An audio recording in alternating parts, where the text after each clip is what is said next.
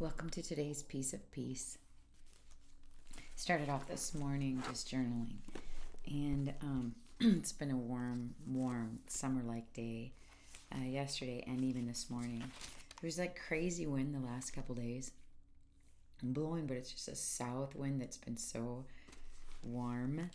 And yesterday evening, we were able to do something that felt normal.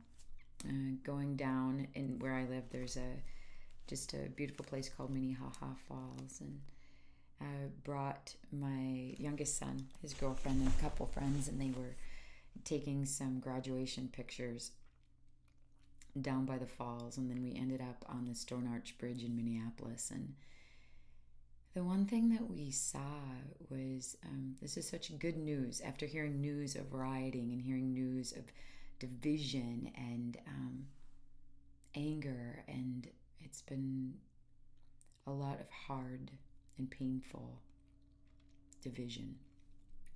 But to walk around the falls and to walk on the Stone Arch Bridge and have just multiple people say to these young adults who are just graduating from high school, saying, "Congratulations." I can tell you that in all of my life of being on the Stone Arch Bridge or going to Minnehaha Falls, there wasn't a lot of people that would communicate and celebrate just out in the open like that with perfect strangers. So this is a piece of unity, a piece of joy that is starting to permeate the atmosphere, which is really good.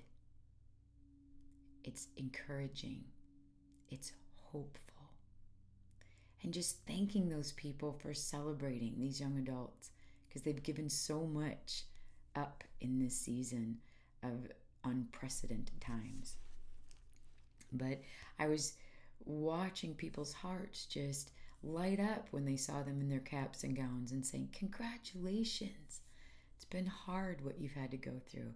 Acknowledging their loss, saying it out loud, and all ethnicities, and everybody's hearts just being filled with joy as they watched these students come to do a photo shoot on the bridge or to take graduation pictures down by the waterfall. And it was a really incredible experience. I was writing to God about the gratitude I had about that today, thanking God for something normal, being able to do something as normal as walk across the bridge downtown Minneapolis, go under and shoot some really great photos with the lighting coming up in the skyline and the arches of the bridge. And it was just like incredible. And then having everybody's joy and their celebration and their love be expressed through their words and their facial expressions. And it was so beautiful. It was so beautiful. And I was just thanking God for that in my journal. And then he brought me to Psalm 149. So I'm reading out of Our Daily Bread. You can download that app. You can order their booklets online. But I'm going to read Psalm 149, 1 through 5. And it reads this. It says, "Praise the Lord. Sing to the Lord a new song, his praise in the assembly of the saints. Let Israel rejoice in their Maker. Let the people of Zion be glad in their King. Let them praise his name with dancing and make music to him with tambourine and harp. For the Lord takes delight in his people." Hear that again. The Lord takes delight in his people. He crowns the humble with salvation. Let the saints rejoice in this honor and sing for joy on their beds.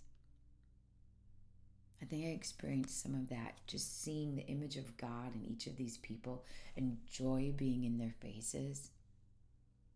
It was really a beautiful evening. It was really beautiful to see this, watching the kids dance as they were celebrating life, and how being with God is where the joy is rooted from. Being in his presence is where the joy is rooted from. Seeing his presence in each other's faces is where this joy was rooted from understanding each other on a humanity level, was this joy. This joy. Dixon writes in this devotion titled Our Reason for Joy. How appropriate. And he writes, when the school year began, 14-year-old CJ would hop off the bus every afternoon and dance down his driveway. His mom recorded and shared videos of CJ's after-school boogie time. He danced because he enjoyed life and making people happy. With every move. One day, 2 garbage collectors took out time of their busy work schedule to stomp, spin, and sway with the young boy who inspires others to dance with him. What a picture that would be. This trio demonstrated the power of sincere and infectious joy. The joy in those people on that bridge celebrating these graduates, who happen to be my son and their friends, brought joy into my face. Just look at things so differently. This trio demonstrated the power of sincere and infectious joy. Joy is infectious. The joy being rooted from our King, from our God, can be given to others through the joy he puts in us. The writer goes on. The writer of Psalm 149 describes the original source of enduring and unconditional joy.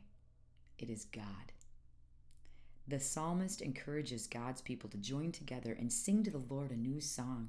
He invites Israel to rejoice in their Maker and be glad in their King. He calls us to worship him with dancing and music. Why? Because the Lord takes delight in his people. He crowns the humble with victory. Our adoring Father created us and sustains the universe. He delights in us just because we're his beloved children. He designed us, knows us, and invites us into a personal relationship with him. What an honor. Our loving and living God is our reason for everlasting joy. We can rejoice in the gift of his constant presence and be grateful for every day our Maker has given us. Why does knowing God delights in us encourage joy in all circumstances? How can you express your joy to the world through the day? And he sends a prayer. Thanks for loving us, delighting in us, and knowing us, God. I saw God's joy expressed on that stone arch bridge. I saw God's joy expressed at the falls last night. I saw the image of God in each human being that was there, and it brought joy. It brought joy, not division, not hatred, not anger. Slow to speak, quick to listen, slow to become angry. Spending time with the intimate creator of our being and the universe fills us with his joy. And having that joy and sending it out to other people is beautiful because it's contagious and infectious. Let us all dance like that young boy up his driveway and the guys that started to dance with him. Let our joy be infectious with everybody. Spend time, because God's joy is strength. It is strength. The joy of the Lord will be our strength. I'm going to read in Sarah Young's Jesus Calling. Download her app, order her book. But this is what she writes from the perspective of God speaking to us.